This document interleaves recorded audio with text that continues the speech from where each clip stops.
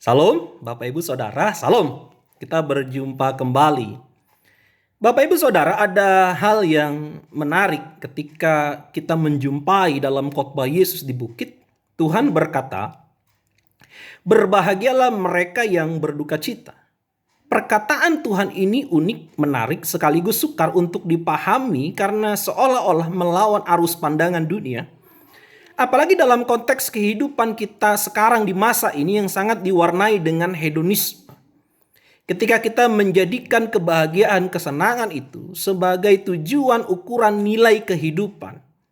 Kita berupaya bagaimana hidup bahagia, hidup senang, dan bagaimana menghindari duka cita dan kesedihan. Manusia juga kemudian berupaya melakukan apapun, menciptakan apapun termasuk teknologi. Tujuannya satu, supaya manusia berbahagia. Tapi justru Tuhan malah berkata, berbahagialah orang yang berduka cita. Tuhan seolah-olah berkata bahwa orang yang unhappy itu adalah orang yang happy. Lalu apa maksud perkataan Tuhan Yesus dengan duka cita di sini?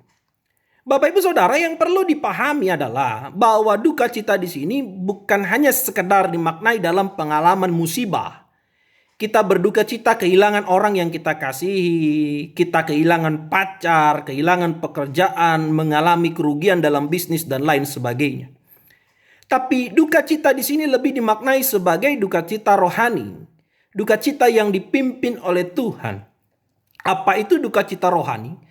Duka cita rohani adalah ketika kita sadar akan dosa dan kejahatan kita di hadapan Tuhan.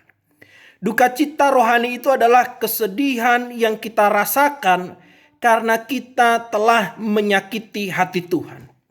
Duka cita rohani adalah ketika kita menangisi karena kita sadar akan dosa kekeliruan yang kita perbuat kepada Tuhan. Itulah duka cita rohani itu. Bapak Ibu Saudara, banyak orang yang melakukan kejahatan dan dosa, tapi tidak sadar akan kejahatan dan dosanya. Bahkan mereka mengira kehidupan mereka baik-baik saja. Nah, disitulah kita harus berhati-hati dan kita dipanggil untuk menyadari dosa, kejahatan, kekeliruan kita di hadapan Tuhan. Dan menangisi, berduka cita, meratapi itu semua karena kita telah melukai hati Tuhan. Ada hal yang menarik ketika Nathan menegur Daud atas dosanya bersama Batseba. Daud berkata, "Aku telah berdosa kepada Tuhan." Itulah duka cita yang dimaksud. Bahwa Daud kemudian sadar akan dosa dan kekeliruannya. Daud kemudian menangisi kejahatan yang telah ia lakukan di hadapan Tuhan. Daud sadar akan kebodohannya. Daud sadar bahwa Tuhan telah banyak melakukan kebaikan, kemurahan, anugerah dalam hidupnya. Tapi dia justru melakukan kebodohan dan menyakiti hati Tuhan. Bapak Ibu Saudara, kita juga sama seperti Daud. Banyak anugerah Tuhan, banyak kebaikan Tuhan, banyak kemurahan Tuhan. Tidak terhitung pimpinan penyertaan yang Tuhan lakukan dalam hidup kita. Tapi kita sadar kemudian bahwa tidak sedikit kebodohan yang kita lakukan. Tidak sedikit kejahatan, tidak sedikit perbuatan memalukan yang kita perbuat kepada Tuhan. Sehingga ketika kita menyadari itu semua, timbul kesedihan dalam diri kita. Bahwa kita gagal untuk menyenangkan Tuhan. Bahwa kita terus-terusan menyakiti hati Tuhan. Bahwa kita terus-terusan membuat Tuhan berduka atas dosa dan kejahatan kita. Disitulah kita sedih dan disitulah kita berduka. Mari Bapak Ibu Saudara, kita sadari dosa dan kejahatan kita.